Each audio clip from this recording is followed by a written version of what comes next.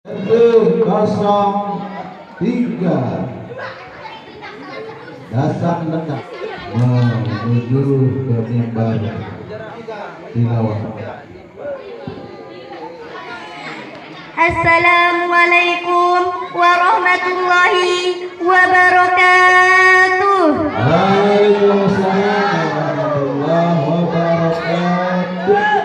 Alhamdulillahirabbil alamin wa bihi nasta'inu ala umuri dunya waddin. Salatan wa salaman daimaini ala rasulil karim wa ala alihi wa ashabihi ajmain, amma ba'd.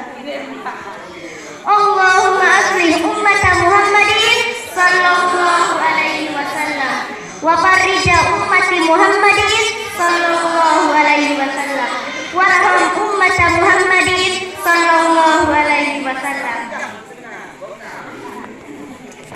Pergi ke pasar beli pisang, pas sampai pasar malah beli lemari.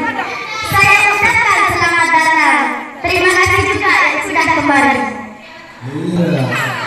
Yang saya hormati para panitia yang telah hadir pada malam hari ini. Yang saya hormati juga Bapak Kadus dan para hadirin hadirat yang berbahagia. Puji syukur kita panjatkan atas kehadiran Allah Subhanahu wa Ta'ala yang telah memberikan kita nikmat kesehatan. Alhamdulillah, hari ini kita bisa berkumpul di halaman masjid ini dengan keadaan bernapas. Benarkah semua hadirin masih pernah bernapas? Yang sudah tak bernapas akan tanya. Hadirin yang berbahagia, pada kesempatan kali ini saya ingin menyampaikan pidato singkat tentang keikhlasan. Tapi barangkali ibu bapak bertanya, di mana letak keikhlasan itu? Apakah di kantong, di koper, atau di jalan raya? Letak keikhlasan itu tentulah bukan di sana ya, tetapi keikhlasan itu berada di dalam jiwa. Kita harus menyadari bahwa tiap ketentuan dari Sang Maha Kuasa untuk kita pastilah baik. Karena itulah, apapun yang terjadi di dalam hidup kita harus terima dan kita ikhlaskan tanpa perlu memikirkannya terlalu panjang sehingga membuat kita pusing. Karena kita pasti akan bahagia jika hidup penuh dengan keikhlasan. Nah, oleh sebab itulah kita harus belajar ikhlas terhadap sesuatu, baik itu tentang barang yang hilang ataupun mimpi kita yang belum tercapai. Kalau kata Dilan, yang berat itu rindu. Tapi kalau kata saya, perkara ikhlas pun bisa lebih berat daripada rindu sama seseorang. Coba kita bayangkan saja, ketika baru punya HP baru harus hilang. Duh, rasanya pasti menyakitkan. Jadi, untuk bisa ikhlas kita memang butuh pelajaran terus-menerus. Kita harus menyadari bahwa apa yang kita miliki ini sejatinya bukanlah milik kita. Pesan saya yang terakhir pada kesempatan kali ini adalah, mari kita berusaha terus menjadi pribadi yang lebih baik, khususnya dalam perkara ikhlas. Demikianlah yang dapat saya sampaikan. Semoga ini semua bermanfaat untuk saya dan hadirin sekalian. Boleh saya berpantun? Burung irian, burung cenderawasih. Cukup sekalian, terima kasih. Wallahumma ila sabili rasyad. Assalamualaikum warahmatullahi wabarakatuh. Waalaikumsalam warahmatullahi wabarakatuh. Mengambil posisi menghadap kamera ya, jangan menghadap ke bawah. Kamera ini setiap ujung ada di kameranya. Bismillahirrahmanirrahim. Assalamualaikum warahmatullahi wabarakatuh. Waalaikumsalam warahmatullahi wabarakatuh. Alhamdulillahirabbil alamin, wassalatu wassalamu ala asrofil anbiya'i wal mursalin wa ala alihi wa ashabihi ajmain, amma ba'du. Yang saya hormati para dewan juri dan yang saya hormati juga remaja-remaji Masjid Jihadul Ummah Dasar Tengah rahimakumullah.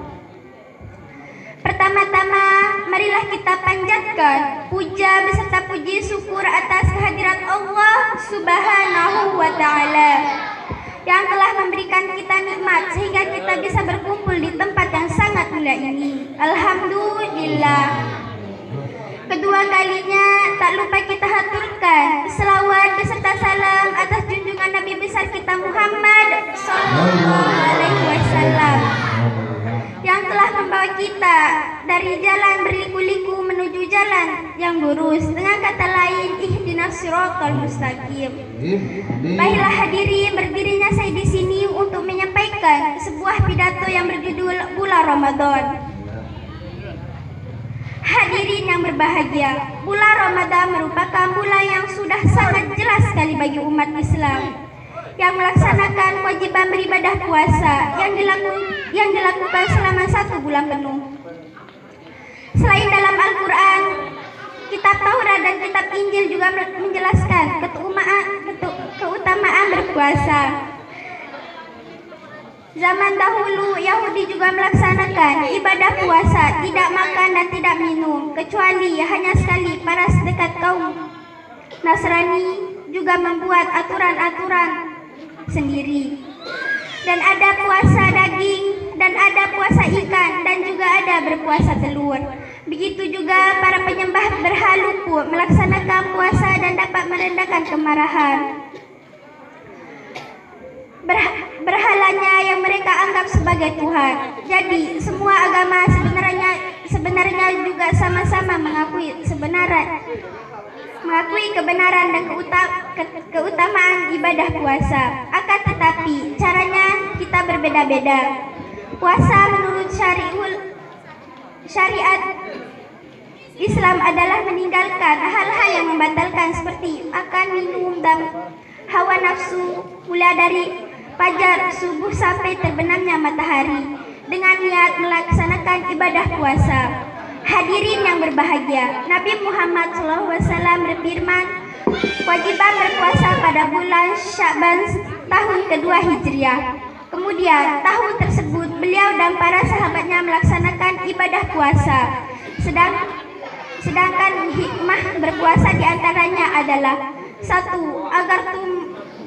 Agar timbul rasa belas kasih sayang terhadap kaum fakir miskin, yaitu agar sama-sama merasakan lapar dan dahaga yang sering mereka rasakan setiap harinya.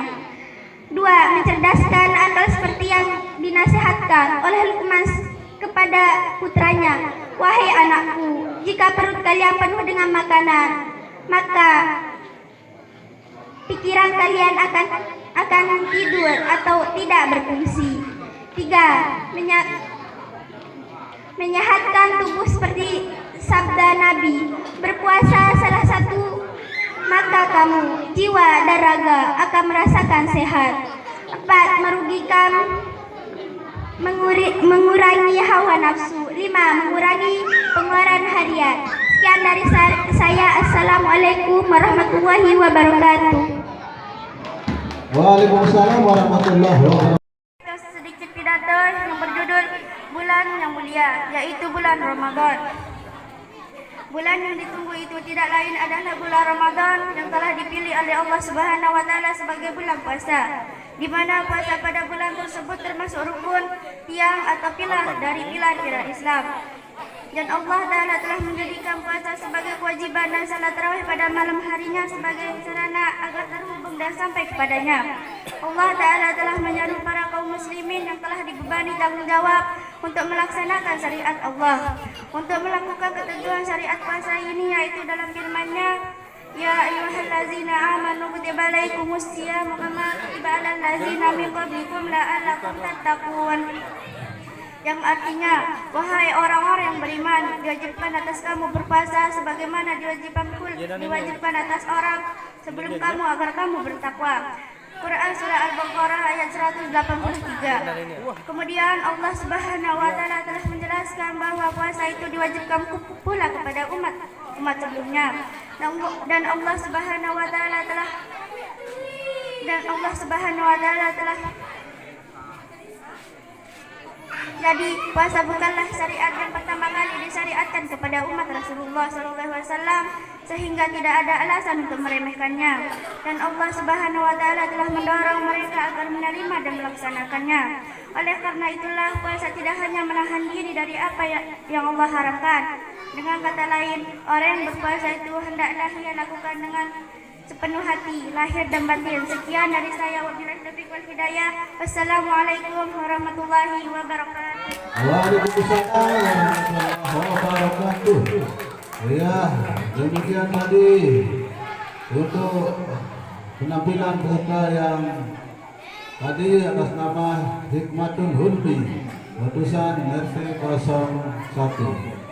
Kemudian selanjutnya peserta yang keempat atas nama Raudatul Adawiyah, Raudatul Adawiyah, letusan RT 02, Raudatul Adawiyah. Silakan.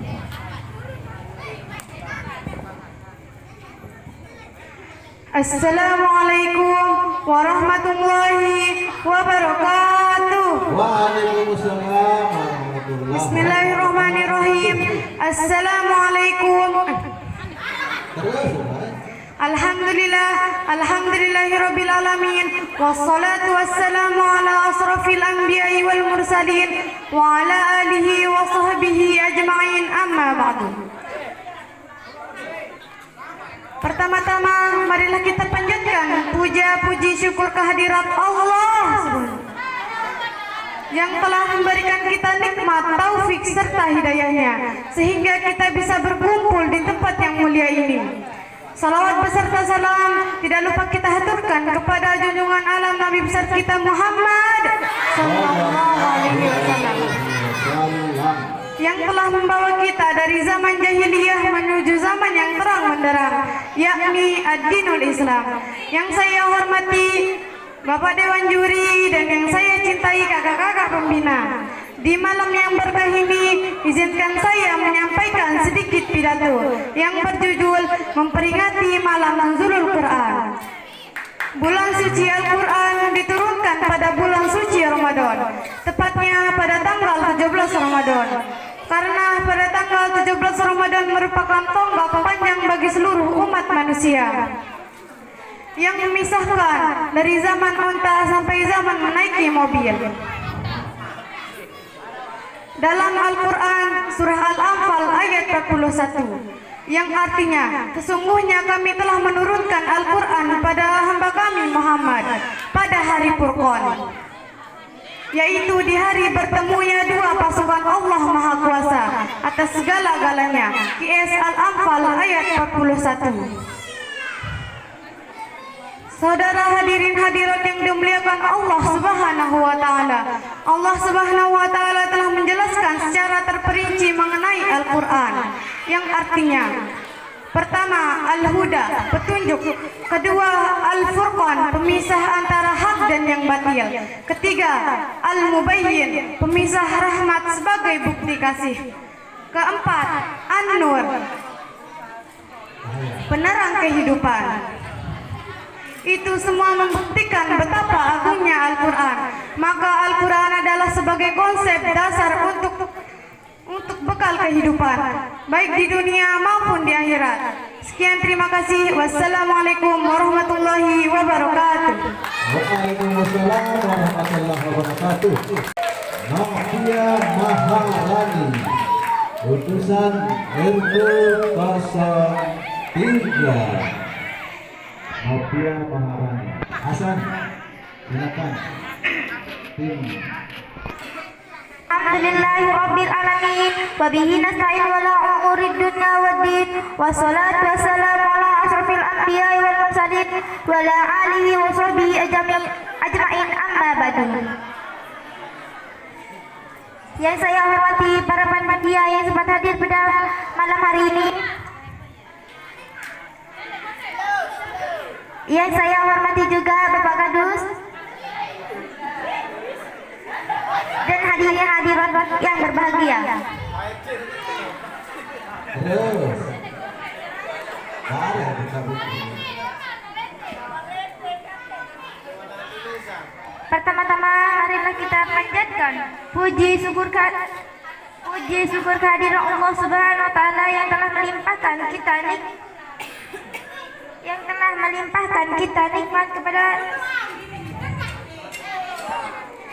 kepada kita semua sehingga kita dapat bertetap muka di tempat yang insyaallah mulia ini. Yang kedua kalinya salawat dan salam semoga senantiasa dilimpahkan kepada junjungan kita Nabi besar Muhammad sallallahu alaihi wasallam. Berdirinya saya di sini untuk menyampaikan sebuah pidato yang berjudul Mencari Ilmu. Hadirin hadirat yang berbahagia. Hadirin hadirat yang dirahmati Allah. Ketahuilah saudara-saudara sekalian bahwa mencari ilmu itu hukumnya adalah wajib bagi kaum muslimin dan muslimat. Sebagaimana yang disabdakan oleh Rasulullah SAW di dalam hadisnya.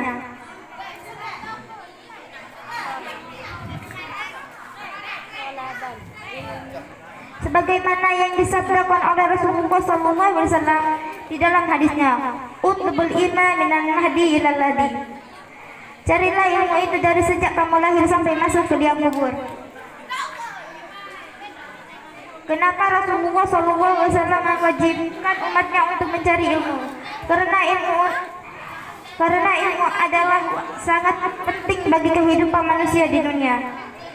Demikian apa yang dapat saya sampaikan. Mudah-mudahan ada manfaatnya bagi kita semua. Akhirnya saya mohon maaf jika ada kata-kata yang kurang berkenan di hati. Billahi taufiq wal hidayah. Wassalamualaikum warahmatullahi wabarakatuh. Waalaikumsalam warahmatullahi wabarakatuh. Laila Azdiatun Nisa, utusan RT 01. Bismillahirrahmanirrahim. Assalamualaikum warahmatullahi wabarakatuh. Waalaikumsalam warahmatullahi wabarakatuh. Alhamdulillahirabbil alamin. Assalatu wassalamu ala asrafil anbiya'i wal mursalin wa ala alihi wa sahbihi ajmain. Amma ba'du. Yang saya hormati Bapak Kadus Dasan Tengah dan Dewan Juri yang saya hormati dan beserta hadirin hadirat yang saya cintai. Pertama-tama marilah kita panjatkan puja dan puji syukur kita atas kehadiran Allah Subhanahu wa taala yang telah memberikan kita nikmat sehat dan kita bisa berkumpul di tempat yang mulia ini. Kedua kalinya salawat serta salam atas junjungan Nabi besar kita Muhammad sallallahu alaihi wasallam yang telah membawa kita dari zaman kegelapan hingga zaman yang terang benderang dengan kata lain minas zulumati ilan nur. Hadirin hadirat yang saya hormati, berdirinya saya di sini untuk menyampaikan sebuah pidato yang berjudul Ghibah. Apakah ada yang tahu ghibah? Ghibah adalah menggunjing atau apakah itu ghibah? Ghibah adalah menggunjing keburukan atau menceritakan keburukan orang lain. Ghibah dapat merujuk kepada gosip murahan yang akan berkembang luas kalau sampai dilebih-lebihkan, apalagi tanpa bukti. Lantas kalau ghibah tumbuh subur maka muncullah fitnah. Ghibah adalah karena rasa tidak suka ataupun tidak senang karena melihat orang lain lebih baik karena maupun tidak senang, sehingga ada kalimat yang beredar dari masyarakat. Contohnya, tetangga yang beli AC dia yang kedinginan, tetangga yang beli kipas angin dia yang tertiup, tetangga yang beli kompor gas dia yang kepanasan. Padahal Rasulullah SAW bersabda yang artinya, jika kamu berbicara atau mengucapkan ucapan tentang sesuatu perkara kepada suatu kaum, padahal perkara itu tidak terjangkau, tidak dipenuhi oleh akal pikiran mereka, niscaya akan membuat fitnah di kalangan mereka. Hadis riwayat Muslim.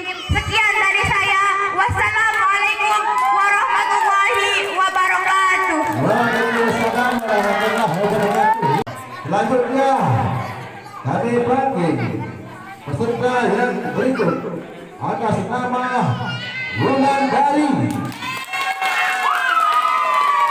Wulandari lulusan SD 02. Wulandari.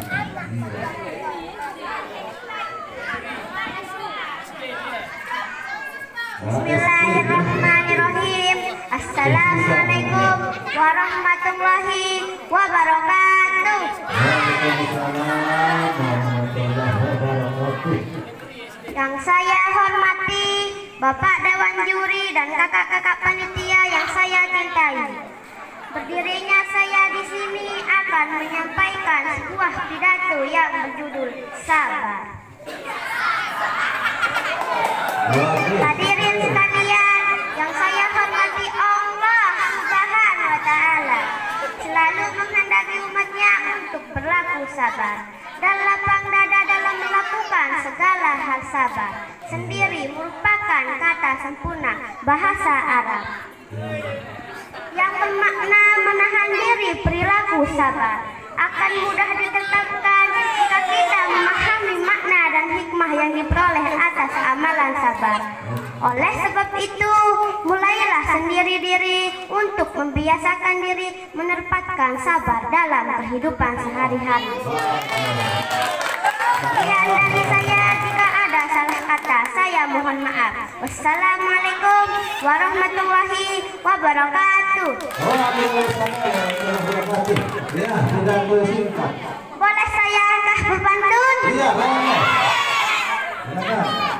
Dari mana datangnya uang kalau bukan dari bank? Dari mana datangnya utang kalau bukan dari bank mekar? Assalamualaikum warahmatullahi wabarakatuh. Allah diberikan hutang dari bank bekar untuk biaya konsumsi. Peserta yang terakhir, ya, atas nama Husnul Hafizah. Ya, utusan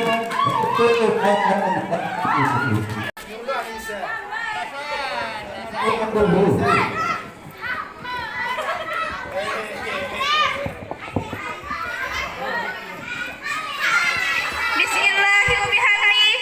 Assalamualaikum warahmatullahi wabarakatuh. Waalaikumsalam warahmatullahi wabarakatuh. Alhamdulillahirabbil alamin. Assalatu wassalamu ala asrofil anbiya'i wal mursalin wa ala alihi wa ashabihi ajmain. Rabbi shrah li sadri wa yassir li amri wahlul 'uqdatam min lisani yafqahul qawli. Amma ba'du. Yang terhormat Bapak Kadus Dasan Tengah, yang saya hormati para ketua RT Dasan Tengah, dan yang saya hormati pula para dewan juri beserta hadirin hadirat rahimakumullah. Pertama-tama marilah kita panjatkan puji syukur kita kehadirat Allah Subhanahu wa Ta'ala yang telah memberikan kita nikmat sehingga kita dapat berkumpul di tempat yang mulia ini. Alhamdulillah. Kedua kalinya, tak lupa pula kita haturkan selawat beserta salam atas junjungan alam Nabi besar kita, Nabi Muhammad Sallallahu Alaihi Wasallam. Dengan mengucapkan Allahumma sholli ala Sayyidina Muhammad wa ala ali Sayyidina Muhammad. Berdirinya saya di sini bukan untuk menyampaikan sebuah pidato, melainkan untuk menyampaikan sedikit kalimat yang berjudulkan "Saudariku, apa yang menghalangimu berhijab?" Ya. Hidup di dunia bukanlah selama-lamanya. Kita hidup di dunia bukanlah hanya sekedar hidup, melainkan kita dituntut akan syariat. Allah selalu, wahai saudari-saudariku, engkau sangat mulia dan engkau sangat istimewa. Maka tutuplah mahkotamu. Allah terlalu mengistimewakanmu sampai Ia berfirman dalam Quran surah Al-Ahzab ayat 59. A'udzubillahi minasyaitonirrajim. Bismillahirrahmanirrahim. Ya ayuhan nabiyyu qul li azwajika wa banatika wa nisa'il mu'minina yudnina 'alaihim min jalabibihima. Dzalika adna ayyurafna fala yuzaina wa kana Allahu ghafurar rahima. Yang artinya, aku berlindung padamu ya Allah dari segala godaan setan yang terkutuk dengan menyebut namamu ya Allah yang maha pengasih lagi maha penyayang. Hai Nabi, katakanlah kepada istri-istrimu, anak-anak perempuanmu, dan istri-istri orang mukmin, hendaklah mereka mengulurkan jilbabnya ke seluruh tubuh mereka. Karena sesungguhnya ya Allah. Karena itu mereka mudah dikenal dan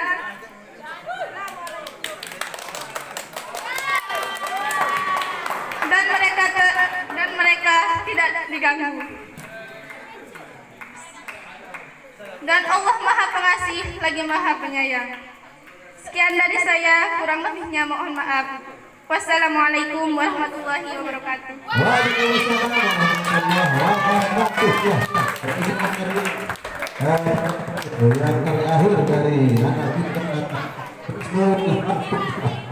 golongan judul pidato Cinta. Peringkat pertama atas nama ya, peringkat 3 kami panggil lagi atas nama Aziz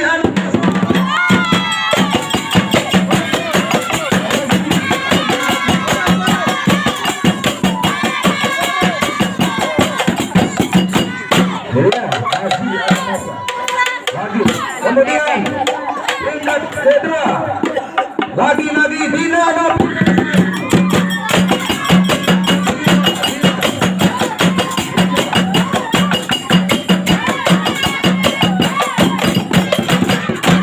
ya, peringkat pertama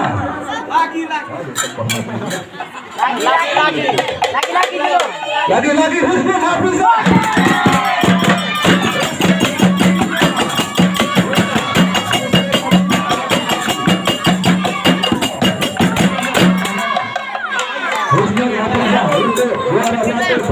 Tingkat SLPP. Bapak ya tentu data. Pedasari. Juara 3 adalah Aziz.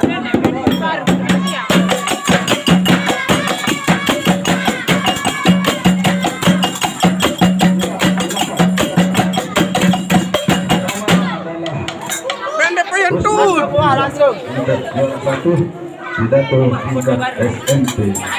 Kemudian juara 2 anak kita Dina Nafitasari, pimpinan Takbiran Al-Khair RT 01.